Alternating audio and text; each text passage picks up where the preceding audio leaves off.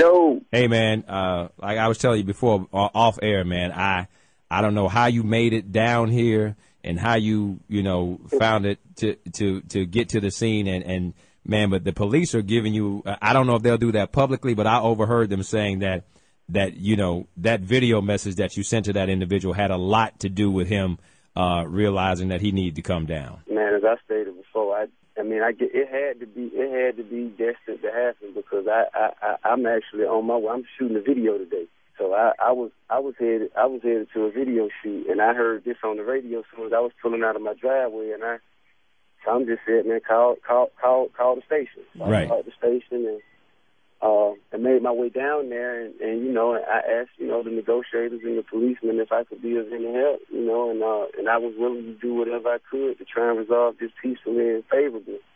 And they came up with the idea of sending the message, and Joshua, man, Joshua, he believes in us enough, man, to take our word for it.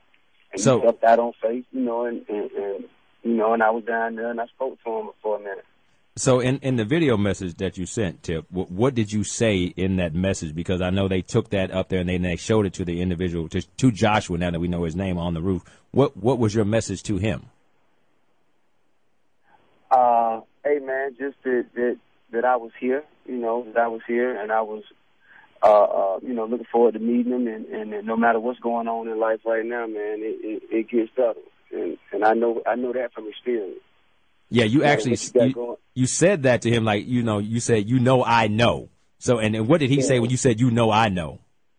He kind of shook his head and was kind of like, yeah, I do. T.I. on the line with us right now. Officer Polite is in the studio with us here on the People Station V103 and Ryan Cameron Show with Rashawn Ali. Officer Polite, I got to ask you because we asked Tip what was it like from his side, but can you kind of speak to a person of his stature, of his celebrity, walking up and wanting to be involved in this? What were your thoughts, or what was your team's thoughts on the effectiveness of somebody like a T.I.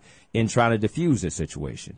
First of all, he didn't have to do it. He could have kept on about his business, going wherever he needed to do. So when we turned around and we saw that he was there, and then he offered to help in any way, shape, or form, right, that raised our level of being able to help the young man. With a celebrity like himself or any others that stop and lend a hand like that, that does tremendous things, because you never know who idolizes who, right, or who may, get the opportunity to see someone. So Mr. Harris was very, very genuine when he came to the police that were out there.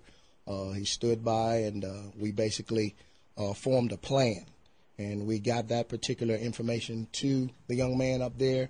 And once he came down, T.I. was right there when he came off the elevator, and he spoke with him for about 4 or 5 minutes. And I believe that made a difference. We saw the guy. They were one-on-one right then and there. So it really made a big difference. And those of you who are just joining us, T.I. on the line with us right now, Officer Polite from the Atlanta Police Department in the studio. Tip, I'm going to ask you what a lot of people are going to say when they hear of this story, when they listen to the audio, because we live in a society of critics. We live in a society of people passing judgment. And I've known you a long time, so I feel like I can ask you this question. There are going to be some out there that say, well, this timing is quite impeccable that T.I. would do this, that it could be something that he saw something to gain for his own situation. And that's going to be said. What do you think about what people have to say about anything that you do, because you are under a microscope? Well, I mean, I haven't, for one, I'm not taking any credit. I didn't do it. God, I could have just as well came down there and it could have been resolved in another way. Right. The fact of the matter is that God put me in a position and put it in my spirit to be in the position to help, and I can't take any credit for that. I didn't wake up this morning with the intentions of going down and helping hostage negotiators talk someone down off of a ledge. I don't think that could be in anyone's plan of action. Right. But I mean, they have every right to be critical. But if not me, then who? If not me, then who? If not now, then when? you know, I think that sometimes life has things happen certain ways for different reasons, and, you know, most times human beings can't understand it, but it's not fit for us to understand. We just have to be here to observe it. Mm-hmm. And you know, I don't expect this to have any different impact on any of my circumstances at all. That's not, you know, that wasn't my motivation. Right. Absolutely. Today you were a selfless individual. You came down and you were a man of your word, and you always have been. I've always told you that, man. You've always been a stand-up guy, and I appreciate that, brother. Well, thank you, man. I mean, you know, I just want to thank the people. First and foremost, I want to thank the people of Atlanta and just the public, period, you know. And I know there were a lot of people who have supported me in the past, and all of those who have been let down by these circumstances, I want to give you my sincerest apologies and let you know that I will make it up to you and make you proud in the future.